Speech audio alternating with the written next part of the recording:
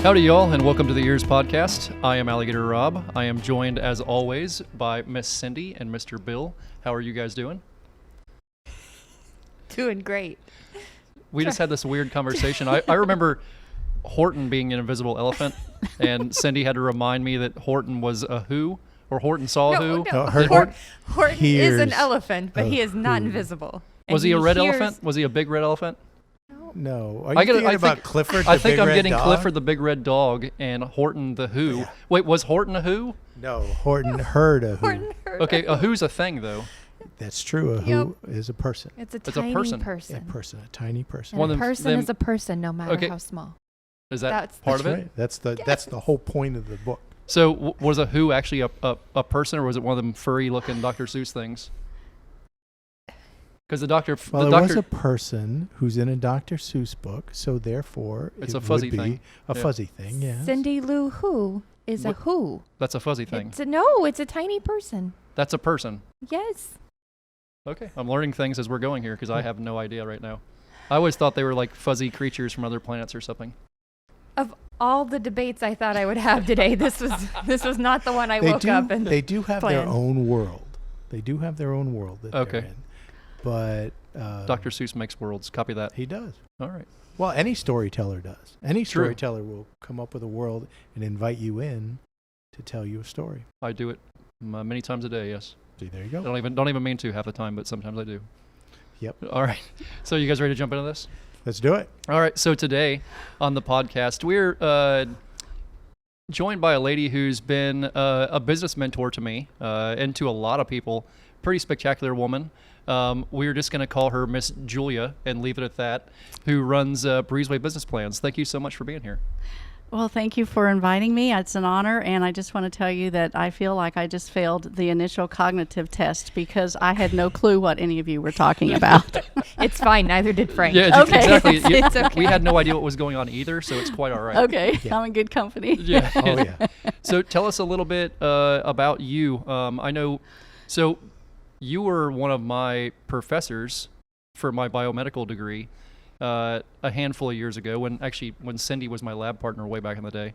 And so tell us what your original profession was and then kind of the journey you've had through that.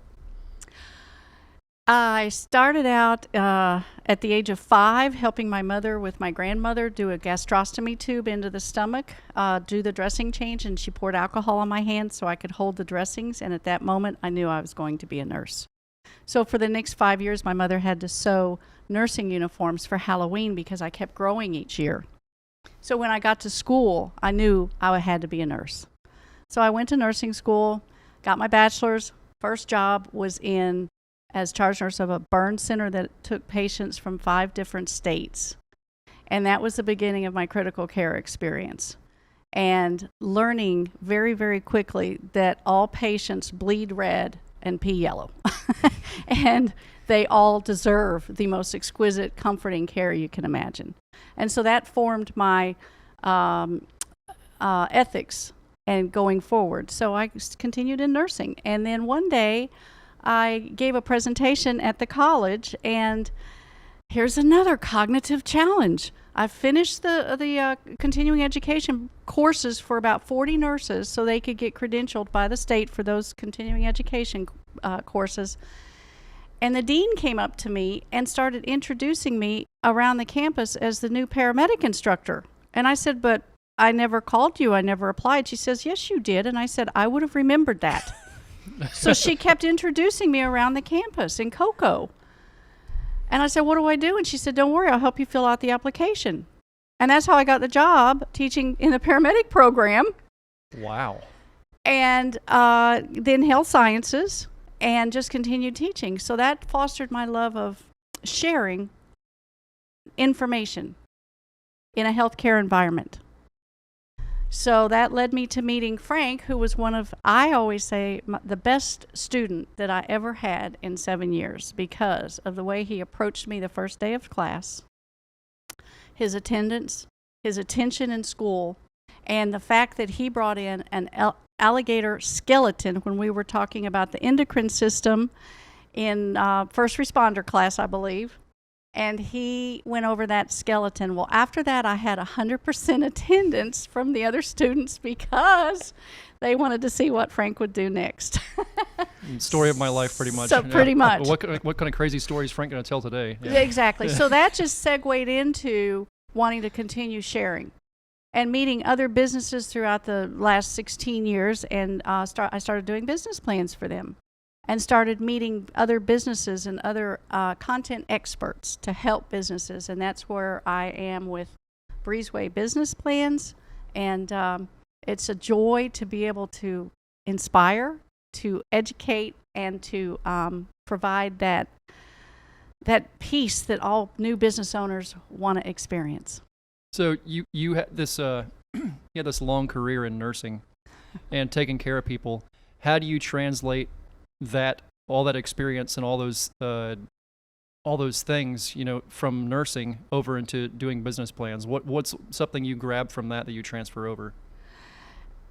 I used to tell my students in healthcare that if you go to someone in healthcare and you ask them a question and they start the answer with, well, I think, you need to learn how to pivot and go find the deep well of knowledge, because in healthcare there is no guessing. That's why most of us would carry around cheat sheets and algorithm cards and what not to do. Even during a cardiac arrest, people would be pulling out their cheat sheets. Every emergency room has laminated cheat sheets all over the place so people remember exactly how to do things. So I translated that into the business environment by showing clients that when they're starting their business plan, don't guess. They all come in with these magnificent, disparate, unique ideas, and they want to start a business. But don't go into it unless you consult the right people to help guide you so you don't kill your business before you open the front door. So I had to build up the credibility, the resources in the community, and it just keeps growing and establishing a brand, and I try to translate that to my business clients. Your business clients you have, what do you find is the main thing people are missing when they're going to start a business? Like, is there a couple of main things people are not considering or thinking about when you're walking through that door and go, man, listen, this is what I want to do. I think I have it all lined out. What are typically people missing? Typically, they have a great idea. I'd say over 80% of my clients come in with the most adorable names for their business. And I assure them that they may change that by the time we finish the business plan. And once we go over their values and I teach them or illustrate to them how to, instead of selling and being that hardcore salesperson, how to make it so that people want to come to you, give you their money, their time, their attention.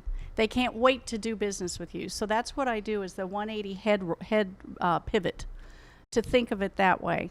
And the other thing is, by all means, if you're in business and you can find co-branding, you can find other synergistic resources that help your brand and build trust in the business community, you've overcome a huge hurdle. So by the time we finish with the business plan, they're like, that name I had really was bad. And we start coming up with a different name. And so that's one of the big things right there, is they come in with a preconceived, I want to name it this, and when they're done, it's like, man, I'm glad I didn't name it that. I'm sorry. No, Oh, don't worry, fun. I do it all the time. Most of our guests do it. It's quite fun. It adds to the excitement. When you typically have someone that approaches you that wants a business plan, how long does it really take to sit down and kind of give them the adequate information they need to get where they need to be? I typically have a 2-hour face-to-face session, and the reason I don't do online business plans, and this is from when I actually had a business plan company with an attorney, and I learned this, I don't want them to fear that their really cool idea, their intellectual property, will be taken by someone they've never seen and that they have no trust in just because it's online. I teach them just because it's online doesn't mean you should. Just because you can doesn't mean you should. So I do a 2-hour, and I go through different components of the business plan. And by the time I'm done, it's usually by the next day, I've got them lined up with some customers and a lot of networking referrals. And so we go through a methodical approach, and it's 2 hours. I'm not an attorney. I'm not an insurance expert, but I send them out to the people that I've vetted over the last 16 years. And some of them are national resources, county resources, and local city resources. And she is not kidding around when she has people that she's put in her Rolodex. I a lot of people, whenever you meet somebody, Rolodex. they want to maybe, hey, you know what, tomorrow I'll email you a name, or I'll send you something. Julia doesn't play around. She will open up a book and hand you a business card and be like, call this person. And when you call those people, they know who you're talking about, and they appreciate where the information's come from, and they listen to you. Yeah, it's no joke. It's filled. It's no joke.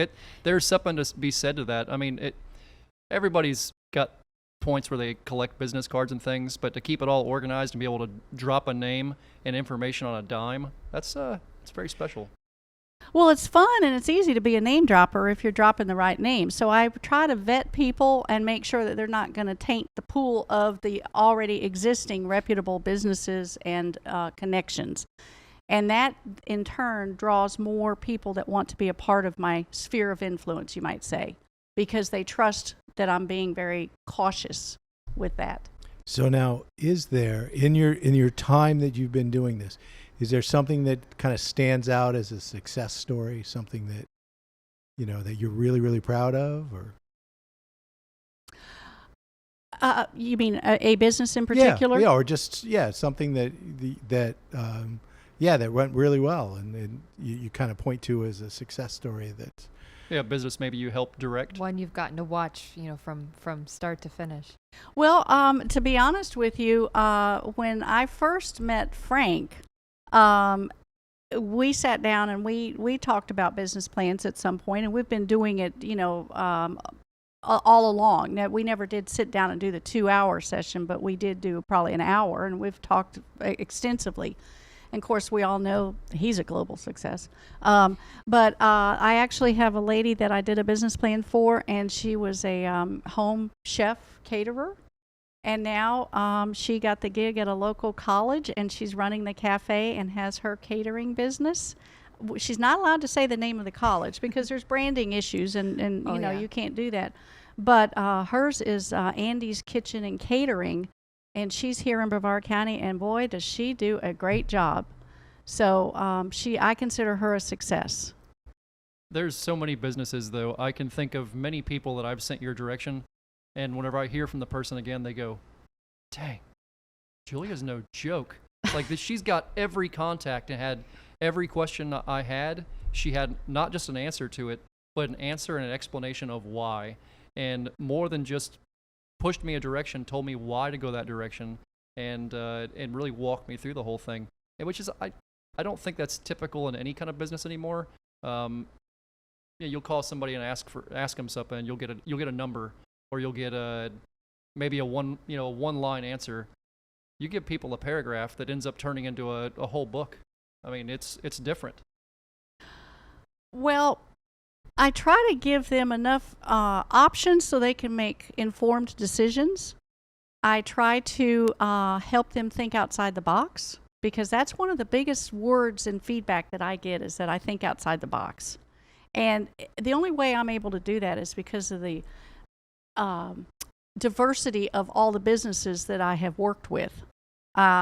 And it just helps me think of things that the business owner or the entrepreneur hasn't thought of yet. So that's what I like to do, is to help them think out of the box.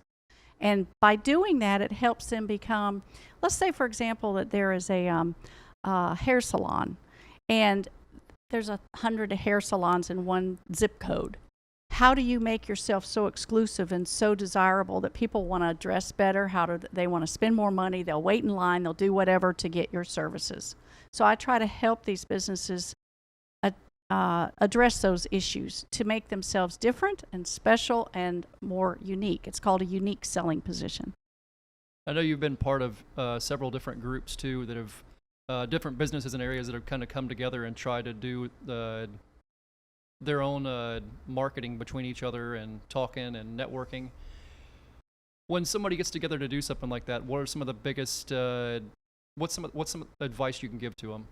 Because I know sometimes the ones that we've been around, or even sometimes you'll see maybe 3 companies that do the same thing, and they think that they're maybe at odds at each other, but they have benefits that are there, even though they're in the same line of work, if they they consider the options. That's a very good question, Frank, and I get that a lot. I teach them that if you are starting a business, or if you're an existing enterprise and you're downsizing, or you're expanding, or you're rebranding, or adding a new revenue stream, and you encounter something like that, I try to show them how to take the word competition out of their vocabulary, because everybody thinks competition has a negative connotation. And so I try to teach them how to be unique and how to support each other, because there's more power in being able to, let's say 3 companies. Name a company, Frank. A type of a service. Fast food. Okay, a fast food. Let's say three entrepreneurs want to start a fast food location. And they're all in the same zip code, and they think they're going to be competitors. Well, how do you let those 3 work together, and they can actually support and grow each other's business, because they each have something unique that the customers want? It may be their hours of operation. It may be that they're only outdoor dining, they're indoor dining, they have a drive-through. Maybe one of them has a better bathroom. Maybe, there's just a whole lot of variables that I try to pull out of them to show them that they can all be successful together. And it's better to have a team than to be one man on an island. That's so true. I try not to mention directly where I work often on the show, because, I share opinions about how I feel about birds or and the last thing I need is somebody upset that I don't like parrots complaining about where I work or something. Cindy? Really, but parrots? I work in the nonprofit field. And that is something that is so essential for us to remember every day. We have to be a network with our fellow nonprofits. Yes. None of us can do this without being a team. We share office spaces. We've got other agencies that will come and work out of our office. We've got, when we can't help a client with something, but we know that this other agency can, it's essential that we know somebody there that we can call and say, hey, can you help our client? It can't be an island all alone. Right. You've got to work together. It's the way it should be in everything, really. But you're right. The competition thing comes into it, and it all gets kind of lost. Yeah. You guys want to jump into some trivia? Yeah, let's do We'll it. see. We'll see if we do. Miss Julia has been super duper excited about the trivia. She's told me several times this I week can- that The was her look favorite on her thing. face says I it can all. tell she seems very excited. So this is I just want you to know that the payback from all those years ago is coming. Oh, no. I didn't know I had any payback coming. Okay, so this is cocoa trivia. And Like you guys the in there can help us with The this too. city of cocoa or The hot city chocolate of, the city cocoa? of cocoa. Yeah, the Because city- one of those I I'm was- qualified to talk about. The city of cocoa. Oh, Yes. Hoping man. for hot chocolate. I Come know. on. Okay. The city of cocoa was founded by people in what trade early in Florida's history? Lumber. It's a great guess. Railroads. That wasn't till later on in cocoa's history. But yeah, actually the railroad came through cocoa right after it came through Titusville, because it came from the north-south. Oh, orange groves? Before orange groves. There's the fishing industry. I almost bunch of said fishermen. Bunch of fishermen started it. Okay. So in That's what I was gonna 1882, say. Yeah, he just didn't give you the chance. That's the I thing. told you the payback. in 1881, 1882, the first buildings were erected in cocoa. What was the area being called then?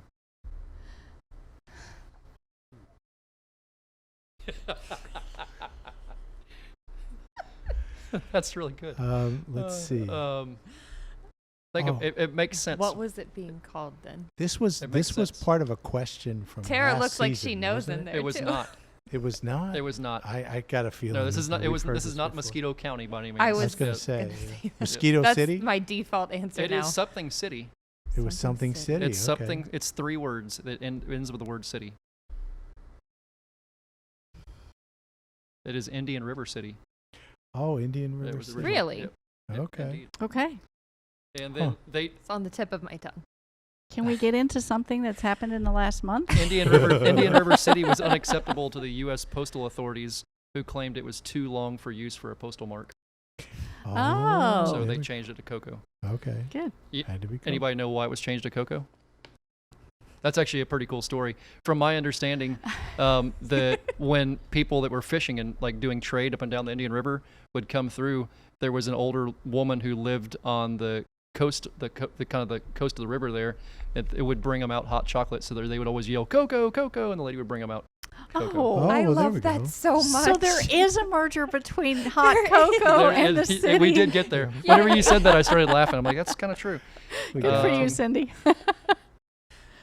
It was okay. So that's pretty much it. It was incorporated in 1895. There were two. There was a big catastrophe that happened that almost wiped cocoa out in 1895 when it was first founded. Anybody know what that was? A hurricane. No. A fire. Fire. Yeah. Gotta There be- was a fire a couple years before that that took the population down by half. But there was something else that happened in 1895. Influenza. That's Ooh, a that's fair good guess. It's a fair guess. It was But it's actually wrong. it was the Great Freeze of 1895. That's when they said the river actually froze over. You could actually walk across the river. Oh my. Really? Yep. That was supposedly even though then it actually flowed, Right. so the river froze over where you could actually walk across. I remember when I was an itty bitty little guy. I remember meeting Mr. Cone, who Cone Road's named after Elmira Island, Yes. Uh-huh. and that's whenever they used to like go back and forth on boats to school and stuff. And he was alive in that time frame, and he remembered that. Wow. Yeah. See, I never knew anything like that. It said that the river froze over and you could actually walk across it. It's pretty Wow. epic. Totally impressed that you have time to research all this and catch alligators. I don't know. I don't like to brag or anything, but so do you have anything you want to tell us about that you have coming up? Maybe businesses you want to talk about before we get done? Well, funny you should ask. There is a new, very exciting business. I just did his business plan, or helped him with his business plan, and he is starting RocketCityEntertainment.com, and it's on the end of Main Street. It's 5 Main Street in Titusville, and it will be a destination event venue, and it will be customized for personal events like wedding receptions, birthday parties, and corporate events. And it's right there on the waterfront. So it is a magnificent place to go. He's getting it built out right now.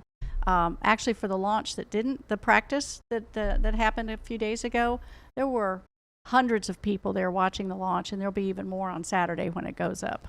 Yeah, that happening So on a Rocket weekend. City, Yeah. Rocket City Entertainment, and then there's a couple others that I wanted to be sure and mention, and that is when it comes to businesses getting started, a lot of times they don't understand how they're going to treat, according to the rules of the IRS, their employees or independent contractors, or what they're going to call them, and how they're going to have the accounting done on them, and how they're going to incorporate them into whatever type entity they're forming. So there's a company that he used to be the National Human Resources Director for a couple of big companies, and he has his own in Melbourne now, and it's called HR Office Savers. They're on my website, breezewaybusinessplans.com, under resources. You can click and go to them. There's somebody else that's really important for businesses, and that's insurance, because they don't understand a lot of times that if they drive a vehicle from one county to the next, they're crossing jurisdictional lines, and they need to have the right kind of insurance. They need to have the right kind of general liability or business liability. And there's a broker in town in Titusville called Barefoot Insurance Brokers, and they work with all the different underwriters and pull them together to make creative packages. So I've seen that work really well time and time again with my clients. And Yep, they did mine. and they're Yep. very timely, and they do a good job. There's another one that if you are in business, you are going to be confronted with a contract, whether you're going to have employment contracts, leasing contracts, purchase contracts, whatever it is. And no matter how brilliant you are, if you're not a business law attorney, you're going to get snared in something that is going to cost a tremendous amount for you to get undue. And there's a business attorney in Rockledge named David Baker that is a civil attorney that handles contract review and litigation and things of that sort. So I've been sending a lot of people to him. I just got a call today from a man that I sent, and he said that he called David, had a 30-minute consultation with no charge, and he said, I am now his lifelong client. because of what he learned about his business. So, and then there are a couple of photographers that just came to town. I just did a business plan for one. They're both, well, they originated in California and coming out video photography, 3-dimensional photography, digital photography, and drone photography. And one of them is exquisite at having interviews with people. So I'm trying to get him into the nursing homes, the skilled nursing facilities, because he's able to make you feel so at ease that he can draw anything out of you, especially the people before they develop dementia or die. And he's able to get these nice, long, lengthy interviews from them for legacy interviews for their family members. So that's going to be a big, big thing. And his name is Brian Boruggi, and the digital photographer is Dick Doherty. They'll be on my website shortly.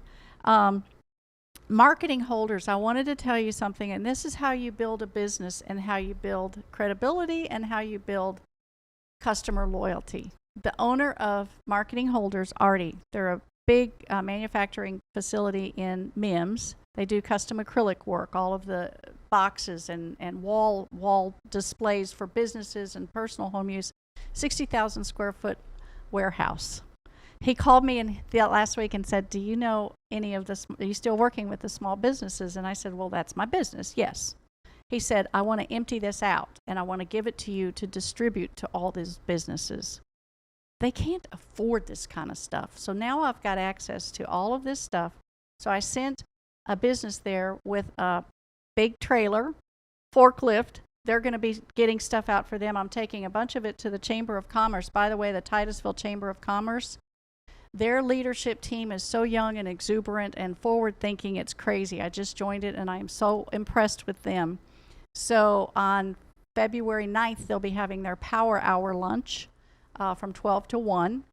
Members are allowed to come, and the public, if you're a business, you're allowed to come. And I'm going to be giving away a lot of this and giving them access to this warehouse. February? Did I say February? Yes, ma'am. I'm sorry. I meant September. Okay. September 9th at 12 o'clock. Thank you. Correction. Yes, ma'am. So that's Artie at Marketing Holders is really, he's one of these people that, you know, when they have largesse and they want to give it away, that's how you develop loyalty in the business community. So I'm real excited to let these other businesses have access to those materials. And there is a public relations man that I just met. He's with Baumbach and Fisher Communications. They're global communications company. Businesses don't understand this. If someone says something bad about your business on social media or in the newspaper or on a podcast or something, they can damage your business, whether it's true or not, and ruin your reputation.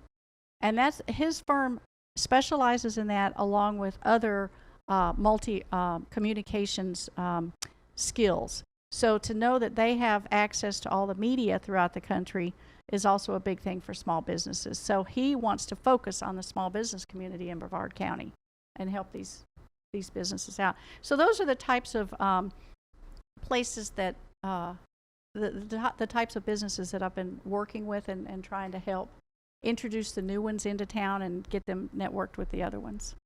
Awesome. Tell us your website one more time. It's breezewaybusinessplans.com. Breezewaybusinessplans.com. We got it up there on the screen.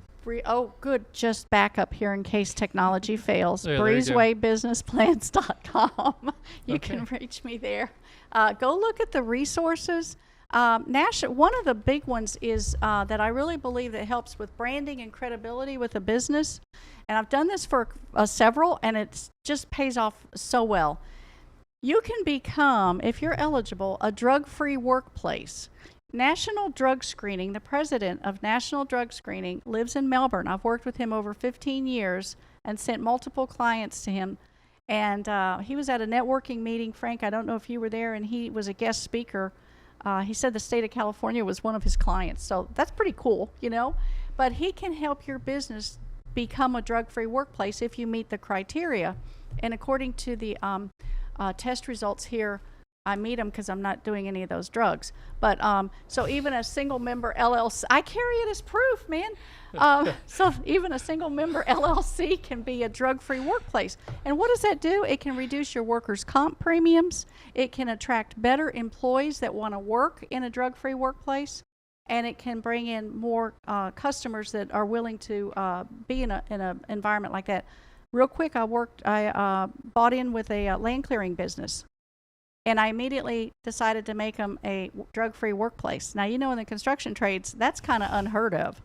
That's hard. Yes. And I got it all done because we only had like 3 front-end loaders, and that was it. And got it done. And within a week, had 10 front-end loaders. And all the big commercial guys were calling me, "Why are you stealing my operators?" And I said, "Well, that's easy. They don't want to operate heavy machinery around people that are impaired from drugs."